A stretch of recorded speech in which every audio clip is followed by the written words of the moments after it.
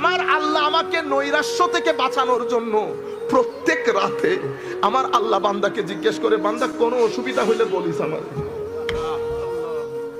কোনো অসুবিধা হইলে বলিস, রোগ শোক থাকলেও বলিস, আর বেশি অসুবিধা হয়ে গেলে আমার কদমে সিজদা দিয়ে থাকিস, আমি ওয়াদা দিচ্ছি সিজদা দিবি, আমি তোর সমস্যা দূরীভূত করে দেব। হাত্তা সুদ্দা ফকরা, আমরা সমস্যা নিয়ে ধারে ধারে ঘুরি, ধারে ধারে ঘুরি। আল্লাহর দরবারে আসি কেউ আমরা বুকে হাত দিয়ে বলতে পারবো?